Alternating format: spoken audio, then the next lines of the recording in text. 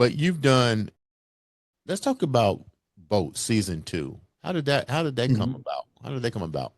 And what was your role there? Right. So this was an appearance on Boats, which is based on a true story, which is fairly a new show with Kaylee Kuko and Chris Messina. Mm. And man, I mean, it's fun, it's exciting. It's one of those shows where you just put it on and you just have a good time. It's a comedy, thriller, horror type show, Right. you know? So, yeah, man, they invited me on that show and it was just a fun time. And I How hard, played a chair umpire.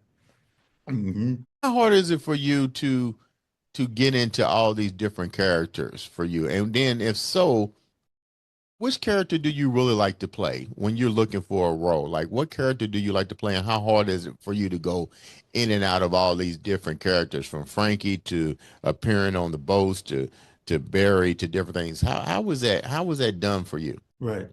Well, I like challenges.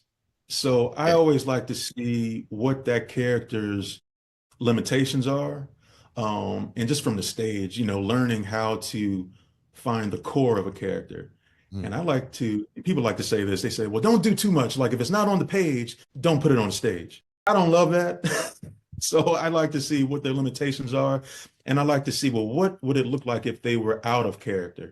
Right. Like what makes them tick and get to the point to where they're doing something that is not what they would usually do, because that's the fun for me.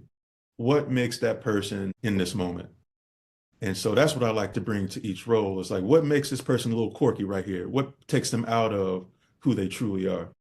What's the best character that you've played so far? You've been on a lot. I mean, we can go on forever of all the things that you've accomplished on the screen, but what character do you Mhm. like? Give me three characters that you like Ooh, to man. play the most and why. Right. Man. Well, two come to my mind right away from the stage. I played John Coltrane in a play called Birdland Blue at the Roby Theater Company. Mm. And then I played Lion Maxon in Fences, an August Wilson play. And they both were connected to music. Um, so John Coltrane is, John Coltrane is the saxophonist who's changed all of jazz music, once he stepped on the scene. And the reason that was a big deal for me is learning his approach to music from his pain, but also his spirituality and how that infused the growth of his impact on all music. Like you'll hear him for eternity just because of the particular person he was, being from the South and what was going on during that time, the racial things that were going on. But then him in particular, the impact of the deaths of his family in such a short period of time at such a young age, diving into his life and realizing what happened to him and how he became a terrible saxophonist to the best saxophonist you'll ever know, Yeah, yeah. just what that really means. Um, and then to go to Fences, playing Lyons Maxon, another musician, I related to him just because he was more of a modern man who was dealing with, terrible relationships, trying to maintain a relationship, and then, being a broke artist, understanding what that meant, and trying to figure out this relationship with his father.